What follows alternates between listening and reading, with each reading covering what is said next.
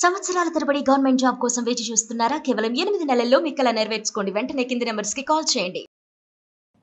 నమస్తే కళ్యాణ్ గారు. నమస్తే జయ గారు. కళ్యాణ్ గారు, రాజేష్ అనే ఒక వ్యక్తి మనకు మెయిల్ చేశారండి. తన పర్సనల్ ఇష్యూకి సంబంధించి మెయిల్ చేశాడు.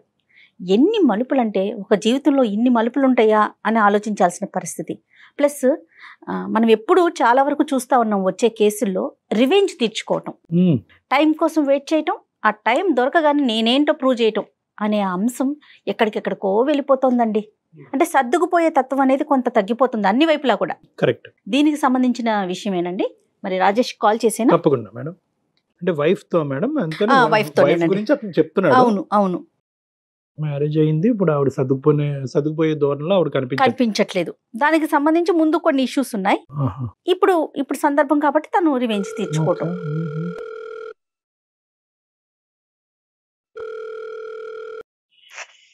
హలో హలో, రాజేష్ గారండి? అవును మేడం. నేను జయానండి, అందమైన జీవితం ప్రోగ్రామ్ నుంచి కాల్ చేస్తున్నాను. నమస్తే మేడం. నమస్తే రాజేష్ గారు. నమస్తే అండి. మీ మెయిల్ నేను చూశాను. నాతో పాటు డాక్టర్ కళ్యాణ్ చక్రవర్తి గారు ఉన్నారు.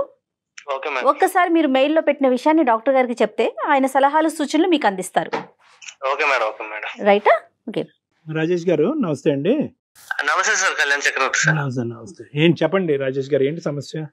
సార్, అది నాది ఒక చిన్న మిడిల్ క్లాస్ ఫ్యామిలీ సార్ నాది. Right sir. ఒక నేను, మా వైఫ్, ఒక ఇద్దరు పిల్లలు ఉంటారు. డైలీ మార్నింగ్ 9కి వెళ్ళటం, ఈవినింగ్ 6 రావడం. నాది షేర్ మార్కెట్ సార్ నాది.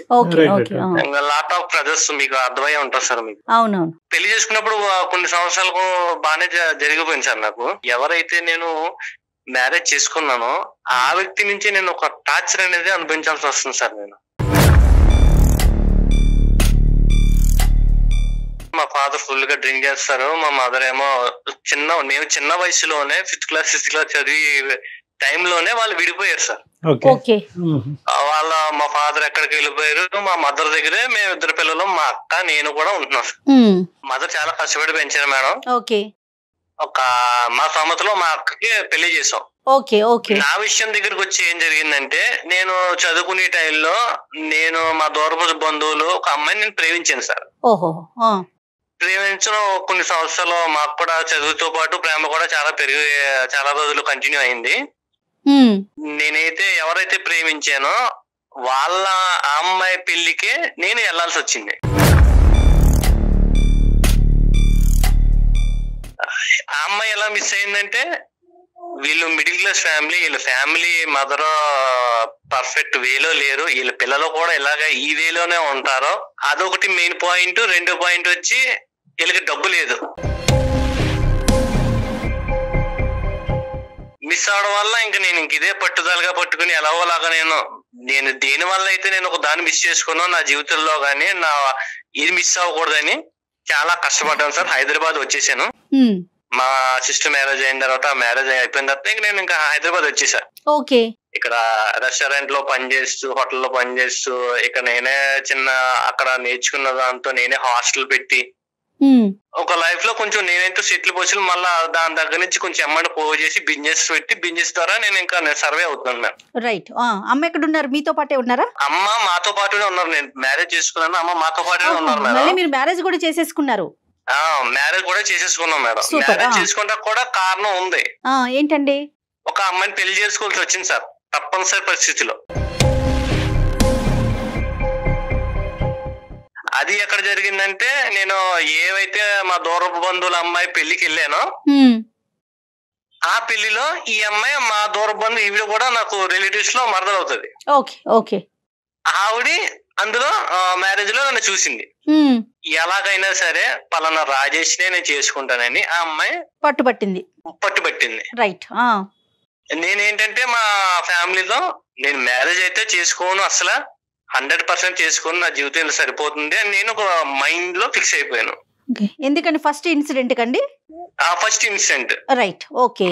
మా లవ్ అయితే అక్కడ మిస్ అయింది. మా ఫాదర్ మదర్ అలాగా విడిపోయారు. దాని వల్ల మనసులో పెట్టుకుని నాకు మా పెళ్లి అనే దాని మీద విరక్తి కలిగింది మేడం. లాస్ట్ కి ఏమైందంటే, ఈ అమ్మాయి నన్ను ప్రేమించింది అన్నట్టు నాకు తెలిసింది సార్. మా అక్కల ద్వారా.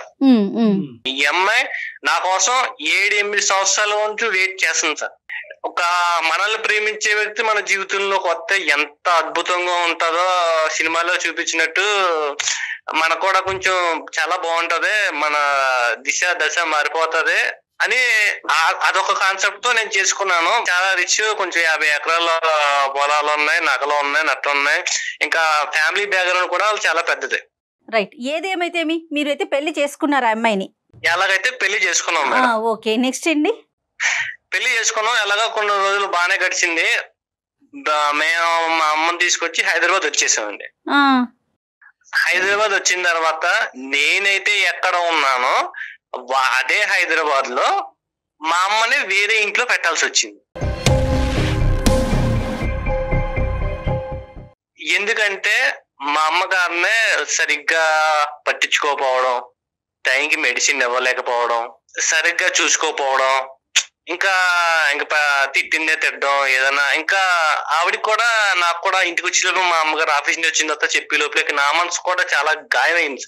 అత్త కోడళ్ళకి పడల. ఆవిడ కోరుకున్నారండి మీ భార్య వచ్చి మీ అమ్మ ఇక్కడ ఉండటానికి వీల్లేదు అనే మాట వచ్చిందా, లేదంటే మీరే ముందు జాగ్రత్తగా అమ్మకి ఎందుకు చెప్పి దూరం పెట్టారా? ఎలాగా మదర్ అక్కడ ఊళ్ళో ఉంటుంది కదా, నేనే వయసులో కొంచెం బాగా కొంచెం ఏజ్ పడింది, చిన్నప్పటి నుంచి కష్టపడి వచ్చింది కదా, కొంచెం రెస్ట్ కొంచెం సుఖపడుతుంది కదా అని ఇక్కడ తీసుకొచ్చాను సార్. మీరు ఆ నిర్ణయం తీసుకోగానే మీ వైఫ్ ఓకే అని చెప్పారా? ఎందుకండి ఆ పని చేస్తున్నారని అన్నారా? ఓకే అనలేదు సార్. పర్లే కొంచెం కొన్ని రోజులు ఉండొస్తారు, వెళ్ళే ఆడవాళ్ళు వాళ్ళ లేడీస్ వెళ్ళే సర్దుకుంటారు అని నేను ఇలా అనుకున్నాను సార్. Right, okay. మార్నింగ్ లేచి కొంచెం వీళ్ళకి టిఫిన్ పెట్టడం, కాఫీ పెట్టడం గానీ, మెడిసిన్ ఇవ్వడం గానీ, ఒక మినిమం బేసిక్స్ కూడా చూసుకోలేకపోతుందండి. అర్థమైంది. మా మదర్ కేమో కీళ్ళ నొప్పుల వల్ల టైం కి టాబ్లెట్స్ వేసుకోపోతే చాలా ప్రాబ్లం అవుతాయి. అమ్మ ఇష్యూ ఒకటి, ఇంకా అమ్మ ఇష్యూ ఒకటి. ఎక్కువ మెయిన్ ఇష్యూ అంటే మమ్మీ కన్నా సిస్టర్ అండి, మా అక్క. అయ్యో, ఓకే. ఆమెదేం ఇష్యూ అండి? మా బావగారు వేరే దుక్కున ఒక 20,000 కి వేరే దుక్కున జాబ్ చేస్తున్నారు లాంగ్ లో జాబ్ చేస్తుంటే, నువ్వు కూడా ఇక్కడ ఎందో ఉండడం ఎందుకు, నువ్వు వెళ్ళిపో. పెళ్ళైన తర్వాత కూడా అక్క మీతో పాటు మీ ఇంట్లోనే ఉందా? మా ఇంట్లోనే ఉంది మేడం. మా మమ్మీ మా సిస్టర్ ఇద్దరు కలిసి ఉండేవారు. వాళ్ళిద్దరు ఉండేవాళ్ళు, మీరు ఓకే రైట్. ఏం జరిగిందంటే ఈవిడ సూటు పోటు మాట్లాడడం వల్ల ఏదో మాట అన్నా కూడా మా సిస్టర్ భరించలేని వ్యక్తి అండి. దాని వల్ల ఒకనొక టైంలో ఆవిడ ఆత్మహత్య చేసి చనిపోయిందండి.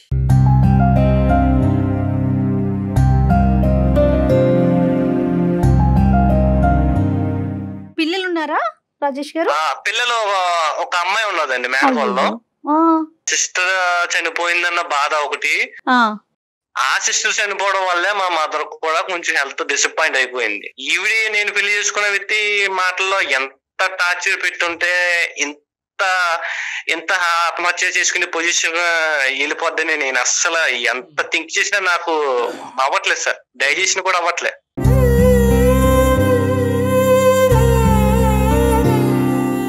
కానీ అది మనం కొరిలేట్ చేసుకోగలం అనేది ఇక్కడ చూసుకోవాలి. అంటే కేవలం మీ భార్య అన్నటువంటి మాటలకే మీ సిస్టర్ చనిపోయిందా, లేదంటే వేరే కారణాలు? ఓన్లీ మా భార్య అన్న విషయాల వల్లనే ఈమె చనిపోయిందండి. ఆల్రెడీ ప్రీవియస్ గా కాల్ మాట్లాడినప్పుడు ఇలాగా మీ మిస్సెస్ ఇలా ఉందిరా ఇలా ఉందని మా సిస్టర్ నాకు చెప్పి ఆవిడ వదిన మీరు చెప్పేది మా సిస్టర్ నాకు చెప్పేది. అలా కదా, అంత జరిగినా కూడా సొంత అక్కనే మీరు పోగొట్టుకున్న తర్వాత కూడా మీరు మీ భార్యతో బాగానే ఉండేవారా? అంటే మీకు ఎక్కడ కూడా మీ ఇద్దరి మధ్యన డిఫరెన్సెస్ బాగా పెరిగిపోయి ఉండాలి.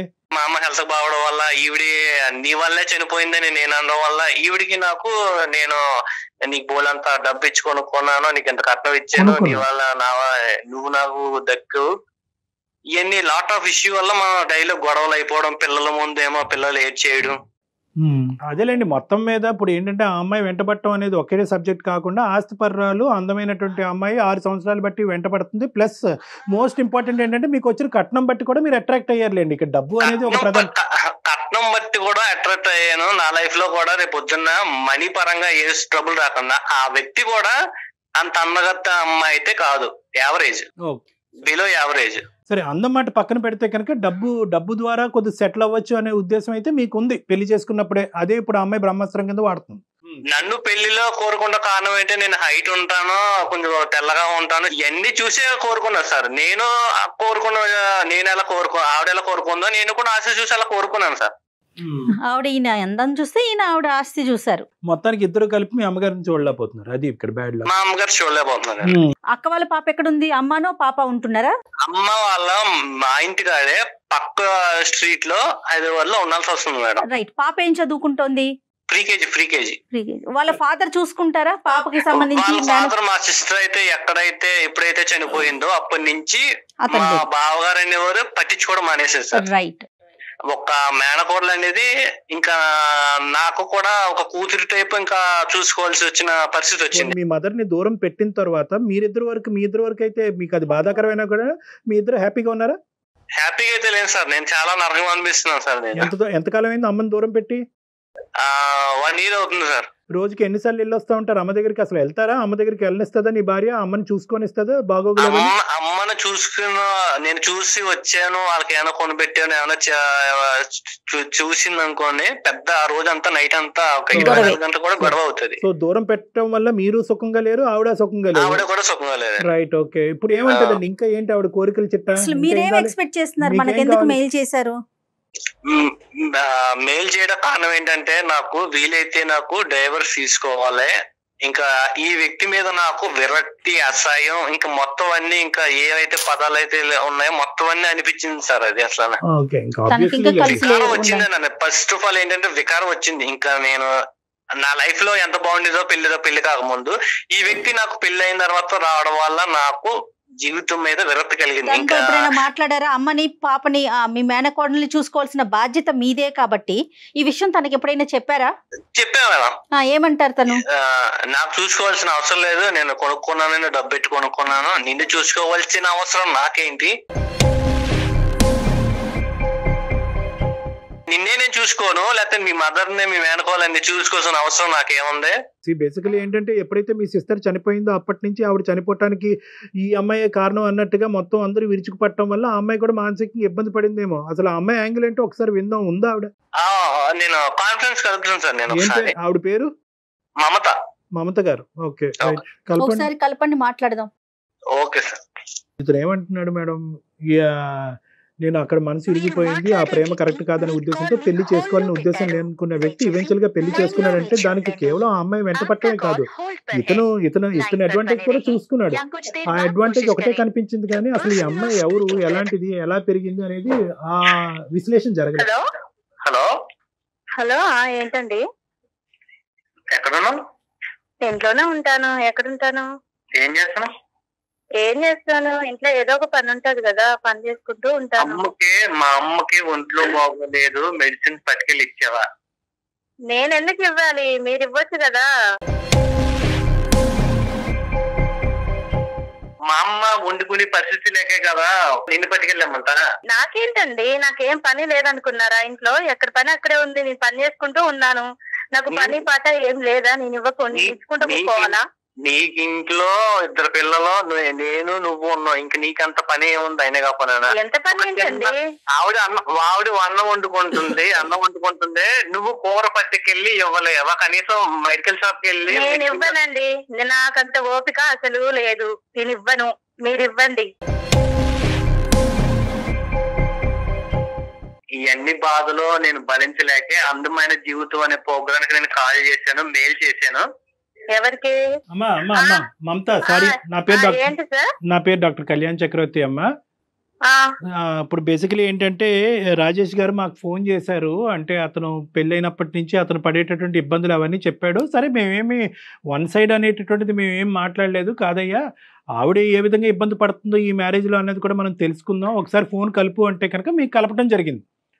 సో నేను మిమ్మల్ని ఏం చేయమనట్లేదమ్మా, ఒక 2 నిమిషాలు నా మాట వినండి అని అంటున్నాను. ఇప్పుడు మీ తర్వాత నువ్వు మాట్లాడదే గానీ సర్లే ఆయన కూడా ఇంకా నా ఆయన పరువు కూడా- తీసింది కాక ఇంకా టీవీలో న్యూస్లో వాటిలో వీటిలో వేస్తున్నావా? అమ్మ ఇది ఎక్కడ కనిపించే విషయం కాదమ్మా. నాకు ఎలాగో అవకాశం ఇవ్వో, కనీసం డాక్టర్ గారు కూడా సార్ కూడా అవకాశం ఇవ్వో అని అడుగుతున్నాను నిన్ను. నేను ఏమని చెప్తున్నా అంటే రెండు పదాలు మాట్లాడుతున్నాను ఇక్కడ. ఏంటంటే ఆ అబ్బాయి అతని జీవితంలో హ్యాపీగా లేడంట, అక్కను పోగొట్టుకున్నాడు, తల్లిని దూరం చేసుకున్నాడు.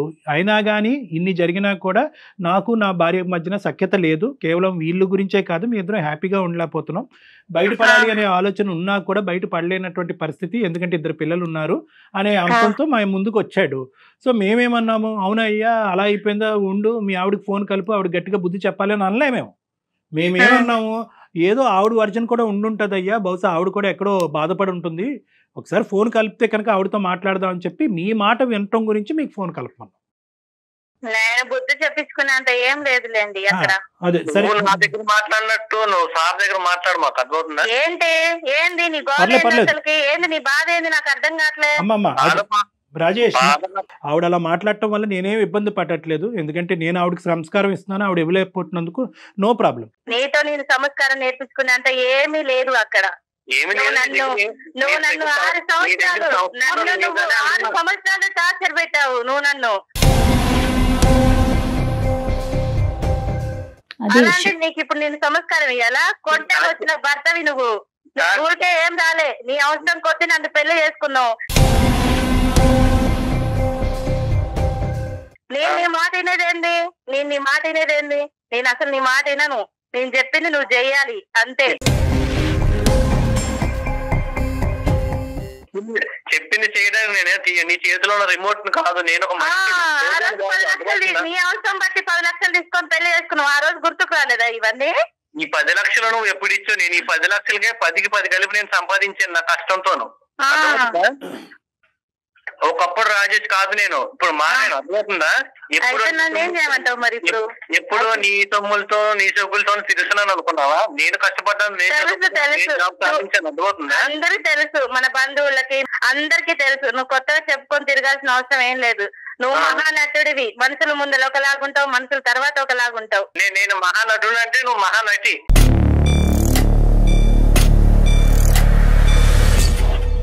సబ్జెక్ట్కి వద్దాము. మమత అమ్మ, మీరు సార్ చెప్పండి. 6 సంవత్సరాల పాటు అతని చేతుల్లో ఇబ్బంది పడ్డాను అని అన్నారు, ఏంటి అది ఒక్కసారి చెప్పండి అమ్మా. నా బంధువులతోని మా రిలేషన్ అందరితో నేను అడిగిపించాను. నేను చేసుకోనని ముఖాన కొట్టి పడేసేస్తాను నన్ను అసలు.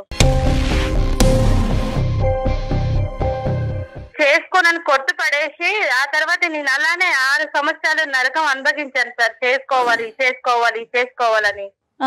నువ్వు అప్పుడు 6 సంవత్సరాలు నరకం అనిపించేవని ఇప్పుడు నాకు 6 సంవత్సరాలు నరకం అనిపిస్తున్నావా? నేను నీకేం నరకం చెప్పట్లే. నేను మాట్లాడే మాటలు నీకు నొచ్చాక నీకు నరకం అనిపిస్తుందేమో. నీకు ఆ రోజు నా డబ్బు అవసరం ఉండి నన్ను చేసుకున్నావు అంతే. నాతో నువ్వేనాడు ప్రేమగా ఉండలేదు కదా. నాకు డబ్బు అవసరం, నీకు అండం అవసరం కాబట్టి నన్ను చేసుకున్నావు. ఒక పెళ్లి అనే పవిత్రమైన బంధాన్ని ఎవరికి ఇష్టం వచ్చినట్టు ఇలా వచ్చిన మేడం, వాళ్ళు ఇలానే మాట్లాడేసుకుంటున్నారు. చేస్తాడు మేడం, ఇలానే చేస్తాడు. మనుషుల ముందర ఒకలాగుంటాడు, మనుషుల తర్వాత ఒకలాగుంటాడు. ఇంత నటించేవాడు నాకు అసలు నచ్చదు మేడం. మనుషులు వెనకాతలు ఎలా ఉంటాడో ఒకసారి చెప్పమ్మా. ఇంతే సార్, అసలు మనిషితో ప్రేమగా ఏనాడు ఉండదు. ఆయనకి ఏదో డబ్బు అవసరం ఉండి నన్ను చేసుకున్నాడే గాని. వాళ్ళ సిస్టర్ చనిపోవటానికి మీరే ప్రేరేపించారంట ఆవిడని అనుకున్నటువంటి. ఓయమ్మ, ఆమె చిన్న మాటలకి విషయ చేసుకుంటారు సార్. మనం నవ్వుకుంటా వదిన మర్దలు అన్నప్పుడు నవ్వుకుంటే ఒక మాట అంటాం కదా, దానికే విషయ చేస్తుందామా. నవ్వుకున్న విషయాలకే చనిపోయిన వ్యక్తి ఎప్పుడన్నా ఈ న్యూస్ పేపర్ లో కానీ ఎక్కడ వార్తల్లో ఎక్కడైనా మనిషికి అలా ఉండదు మరి. చిన్న మాటలకి ఈగో ఇవన్నీ చూపిస్తుంటే మరి నేనేం చేసేది మొదలా? చిన్నటికి ఫెయిల్ కావడం, చిన్నటికి చీర ఒక బల్ల వేసుకోవడం, మరి అలా చచ్చే వాళ్ళని ఎన్నిసార్లు ఆపుతాం సార్ మనం? సరే కానీ వాళ్ళ తల్లి ఈ రోజు బయట ఉండవలసినటువంటి పరిస్థితి ఏంటమ్మా? అంత కష్టపడి పెంచినటువంటి తల్లి అవసరమే లేదు సార్, అవసరమే లేదు. ఏంటి అంత ఆవిడ చేయకూడనటువంటి తప్పేంటమ్మా మీ అత్తగారు? నేను చెయ్యాలి సార్, అసలు వాళ్ళకి నేను ఎందుకు చేయాలి? నాకేం అవసరం, నాకేం పని ఏం లేదా? నాకు ఇంట్లో ఇద్దరు పిల్లలు చాకరీ చేశాను, నా భర్తకు చాకరీ చేస్తాను. నేను అలానే ఉంటాను. ఏమన్నంటే విడాకులు ఇస్తాను అంటున్నాడు. బాధ్యత రాహిత్యంగా నువ్వు మాట్లాడకు, అర్థమవుతుందా? నీ తల్లిని చూసుకోవటం అనేది ఎంత బాధ్యత, మీ అత్తగారిని చూసుకోవటం కూడా అంతే బాధ్యత. రేపొద్దున నిన్ను చూసుకునేటటువంటి బాధ్యత నీ పిల్లల చేతిలో ఉంది. సో ఇవన్నీ వదిలేసి నేనెందుకు చూసుకోవాలి, నేను చూసుకోనండి అంటే కనుక ఓన్లీ ఎర్రగా బుర్రగా ఉన్నటువంటి మొగుడిని ఒక్కడనే ఉంచుకుని అతను చూసుకోవటం ఒక్కదాని గురించేనా పెళ్లి అనేటటువంటిది? నేను ఆయన ఒక్కరినే చూసుకుంటా సార్, వాళ్ళ అమ్మతో నాకు అవసరం లేదు. అది నేను నా వాళ్ళ పిల్లల అమ్మ లేకుండా ఆయన జాగ్రత్తగా- ఎక్కడి నుంచి వచ్చారమ్మా? అదేమన్నా బ్రహ్మ పదార్థమా పైనుంచి ఊడిపడను? మేడం అంత ప్రేమ ఉన్నాయన, మరి అదే 6 సంవత్సరాల ముందుకు నా రిలేషన్ తో అడగిచ్చాను, మరి ఆ రోజు లేదా నా మీద ప్రేమ? అదేంటమ్మా, ఒక వ్యక్తి, అది ఒక మనసు, తనకి నచ్చితే పెళ్లి చేసుకుంటాడు, లేకుంటే లేదు. ఆయనకు నొచ్చి నన్ను ఏనాడు చేసుకోలేదు మేడం, అతనికి నొచ్చి నన్ను పెళ్ళే చేసుకోలేదు. ఏ అక్క అయితే మన పెళ్లికి కలిపిందో ఆ అక్కనే దూరం చేసాం, మా అక్కనే. ఆమెకి చావే ప్రస్కారం అనుకొని చనిపోయింది, దానికి నేనేం చేయాలి? ఏం చెయ్యాలి ఏం చేయకూడదు అన్నది తీసి పక్కన పెట్టామ్మా. మీ కళ్ళు ఎదురుగుంటూ ఉన్న ఒక ఆడపిల్ల చనిపోయింది. అది దాని గురించి మీకు కొద్దిపాటి జాలి దయ సానుభూతి కూడా లేకుండా ఏదో పోయిందిలేండి ఎంతకాలం కాపాడుతాం అని చెప్తే కనుక, ఈరోజు వాళ్ళ సిస్టర్ చనిపోయిన రోజే నిన్ను దూరం చేసుకోవచ్చు నీ భర్త. వాళ్ళ సిస్టర్ యొక్క చావు కారణం అనుకునేటటువంటి వ్యక్తి ఈరోజు భార్యను పక్కన పెట్టుకుని ఈరోజు తల్లి కూడా దూరం అయిన తర్వాత కూడా మళ్ళీ భార్య దగ్గరే ఉండేటటువంటి వ్యక్తిని నేను చూడలే.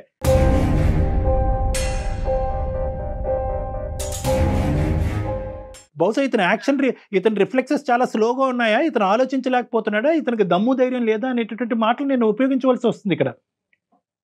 ఇప్పుడు దమ్ము ధైర్యం లేక సార్ నేను ఒక కాంపిటేటివ్ వాళ్ళలో ఉంటున్నాను. ప్రతి దానికి కూడా నాకు ప్రతిరోజు నాకు చేసే జాబ్ నాకు సవాల్గానే ఉంటుంది సార్.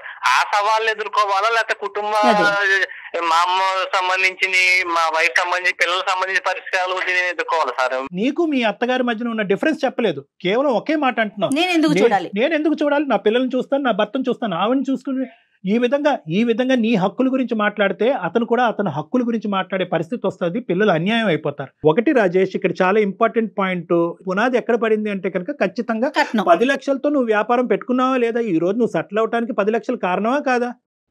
పెట్టుకున్నాను సార్ నేను. ఒకటి కట్నం ఎందుకు తీసుకున్నారనేటటువంటి అంశం, కట్నం తీసుకుంటే కనుక అవకాశం దొరికినప్పుడు ఎలా మమత లాంటి వాళ్ళు మీతో పేకాట ఆడుకోవచ్చు అనేది ఇక్కడ చూసాం. ఓకే, ఇది నెంబర్ 1. నెంబర్ 2, ఎస్ మీరు తీసుకున్నటువంటి కట్నంతో మీరు బిజినెస్ చేసుకుని అదంతా కూడా మొత్తం A to Z అంతా కూడా కుటుంబాన్ని కాపాడటానికే మీరు చూసుకున్నారనేది రెండో అంశం.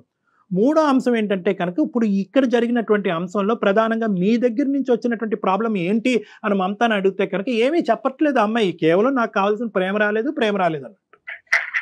ఇది సార్ ఆయనకి పర్సనల్ గా డబ్బు అవసరం ఉండి నన్ను పెళ్లి చేసుకున్నాడే గాని ఆయన ప్రేమతో ఏనాడు నన్ను పెళ్లి చేసుకుంటాను ముందడిగేలే కదా సార్. అమ్మా, బిజినెస్ అనే కాన్సెప్ట్ తోనే పెళ్లి చేసుకున్నారు. అతని అందం గురించి నువ్వు 6 సంవత్సరాలు వెయిట్ చేసి నువ్వు, నీ డబ్బు గురించి అతను చేసుకున్నాడు. ప్రేమ ఆప్యాయతలు అనేటటువంటిది పెళ్లి అయినప్పుడు లేవు, ఇప్పుడు కూడా ఉన్నాయా లేదా అనేది చాలా పెద్ద క్వశ్చన్ మార్క్. ఎక్కడా కూడా ప్రేమ ఆప్యాయతలు అనేటటువంటి ఫౌండేషన్ మీద మీ వ్యవహారం నడవలేదు అనేది నేను బల్లగుద్ది చెప్పగలను. నా కుటుంబ జీవితంలో మా అమ్మ మా నాన్న ఎలా విడిపోయారో దాని వల్ల ఎన్ని ఫలితాలు అనేది మనకి డిసడ్వాంటేజ్ వచ్చాయో, రేపొద్దున నా ఇద్దరు పిల్లల జీవితాలు కూడా కొంచెం ఒక మంచి దారిలోకి వెళ్ళాలనే నేను మిమ్మల్ని సంప్రదించాల్సి వచ్చింది. మీ ఆలోచన కరెక్టే, కానీ ఇక్కడ మీరు ఏదైతే వాతావరణాన్ని ప్రపంచాన్ని మీ తల్లిదండ్రులకి మీ పిల్లలకి చూపెడుతున్నారనేది ఇంకా ఇంపార్టెంట్ ఇష్యూ. ముసలి వయసు వచ్చి పెద్ద వయసు వస్తే తల్లిని ఇలా బయట మెడపట్టుకుని గెంటేసి పక్కింట్లో పెట్టి ఆవిడకి జబ్బు పడినా కూడా టాబ్లెట్లు ఇవ్వకూడదు అనమాట. ఒకప్పుడు అలా ఇస్తానన్నా కూడా నా భార్య కానీ నా భర్త కానీ అలా ఇస్తానని డిసైడ్ చేసుకుంటే మనం వాళ్ళని పట్టుకుని వెనక్కి లాగేయాలన్నమాట అనేటటువంటి ఈ మానవతా విలువలు కూడా మీరు తెలిసి తెలియకుండా ఆ పిల్లలకు చూపెడుతున్నారు. ఇది కూడా గుర్తుపెట్టుకోండి. సో ఎప్పుడు కూడా ఏంటంటే ఒక మ్యారేజ్ అనేటటువంటిది as long as it is advantages for every member of the family. అది మీ భార్యకు ఉపయోగపడాలి, మీకు ఉపయోగపడాలి, మీ పిల్లలకు ఉపయోగపడాలి. అంతేగాని దాన్ని ఏదో విధంగా మా తల్లిదండ్రులకి ఇలా జరిగింది కాబట్టి 100 ఇలా కొట్టుకు సచ్చైనా కూడా ఇద్దరం కలిసే ఉంటాం అనే కాన్సెప్ట్ కరెక్ట్ కాదండి. అది పద్ధతి కూడా కాదు, అది పిల్లలకు కూడా మంచిది కాదు. 200% కరెక్ట్ కళ్యాణ్జీ. దాని ఇంపాక్ట్ పిల్లల మీద ఉంటుంది కదా. ఇప్పుడు ఆ అమ్మాయికి ఎక్కడా కూడా మీ సిస్టర్ చనిపోయింది అనేటటువంటి సానుభూతి కానీ అయ్యో పాపం నేను కాదండి అని చెప్పడం వేరు. ఇక్కడ పాయింట్ ఏంటంటే ఏమండి నేను కాదండి, ఆ అమ్మాయి మెంటాలిటీ అలా ఉంది కాబట్టి ఆ అమ్మాయి చచ్చిపోయిందండి, ఆ అమ్మాయి చనిపోయినందుకు మా భర్త కంటే నేనే ఎక్కువ బాధపడ్డాను అనే కాన్సెప్ట్ డిఫరెంట్. అలా కాదు, పోయేటటువంటి వాళ్ళని మేము ఎలా ఆపుతామని చెప్పి మానవతా హృదయం లేనటువంటి విధంగా ఆ అమ్మాయి మాట్లాడుతుంది చూడండి. అది నన్ను చాలా బాగా కలిచివేసిందండి. మమత నువ్వేమన్నా అనుకో అమ్మ. నెంబర్ 1. నెంబర్ 2, ఒక్క 0.5% పాయింట్ కూడా మీ అత్తగారిని దూరం పెట్టడం గురించి నువ్వు ఒక్క మాట చెప్పలేదు. అది అతని హక్కు, అతని హక్కు. అతని తల్లి దగ్గర ఉండవలసిన, తల్లిని దగ్గర పెట్టుకుని కాపాడవలసినటువంటి బాధ్యత అతని హక్కు. రేపొద్దున పిల్లలు ఏమవుతారో మనం పెంచేటటువంటి విధానం ఉంటుందండి, దాన్ని బట్టి చూసుకుందాం అంటే కాదు. ఏదైతే దరిద్రం, ఏదైతే చండాలం మీ పిల్లలు చూడాలో ఆల్రెడీ వాళ్ళు చూసేశారు. సారీ, నా తప్పయింది, మీ అమ్మగారిని వెనక్కి తెచ్చుకుందాము, మీ అమ్మగారిని చూసుకుందాము, నేను మిమ్మల్ని బ్లేమ్ చేయను, మీరు నన్ను బ్లేమ్ చేయొద్దు, గతాన్ని వదిలేసి ముందుకెళ్దాం అనేటటువంటి ఒక్క పశ్చాత్తాపం నీలో వస్తే కనుక సరిపోతుందమ్మా. ఆయనకంత ఓపుకుంటే ఆయన చేసుకోవనండి, నేను చేసేంత ఓపిక నాకు లేదు.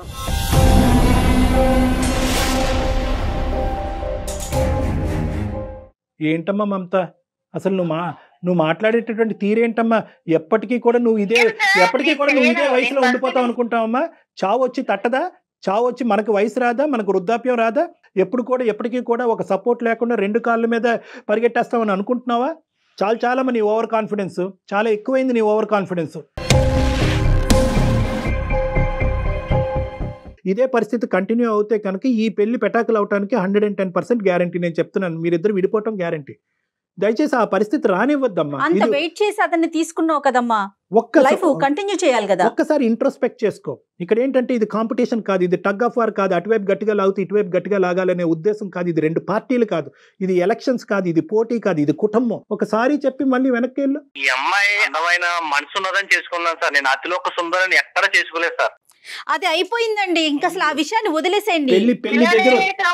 ఉంటాడండి ప్రతిసారి ఇలానే సౌందర్యం జీవితాంతం ఉంటదండి. ఏమండి మీరు అదే పెద్ద ప్రాబ్లం. మీ ఇద్దరి మధ్యన ఏదైనా ప్రాబ్లం ఉందంటే పెళ్లి అయినటువంటి ఆ 3 ముళ్ళ దగ్గర అయిపోయారు మీ జీవితం. అదే నేను చెప్పట్లేదు, ఆ అమ్మాయి ఏమో కట్నం దగ్గర ఆగిపోయింది, అతనేమో అందం దగ్గర ఆగిపోయారు. అది దాటి ముందుకు వెళ్ళట్లేదు అసలు. ఎక్కడైనా కూడా ఇద్దరిలో 0.5% ఈ కుటుంబాన్ని కాపాడి ఆ పిల్లల్ని కాపాడాలి అనే ఉద్దేశం రావాలి కదండి. మమత, ఒక్కసారి ఆలోచించమ్మా, ఒక్కసారి ఆలోచించుకో. ఆయనకి ఇబ్బంది, ఆయన మీకు పిరదండి కదా సార్, ఆయనకి చెప్పుకోండి, నాకు చెప్పమాకండి ఇవన్నీ. ఏదమ్మా నేను చెప్పిన దాంట్లో తప్పే ఉందమ్మా? ఏమైనా బూతు మాట చెప్పానమ్మా? నేనేమన్నా అనుకున్నటువంటి మాట అన్నానమ్మా? తల్లి లాంటి పెద్ద నేను మంచిగా చేస్తున్నాను, వాళ్ళమ్మ చేసేంత ఓపిక నాకు లేదు. ఆయన మీ దగ్గరకు వచ్చాడు కదా, నాకు బాధ ఉన్నది, నాది ఇది చేయండి సార్, అది చేయండి అని ఆయనకు చెప్పండి, ఇవన్నీ నాకు చెప్పమాకండి.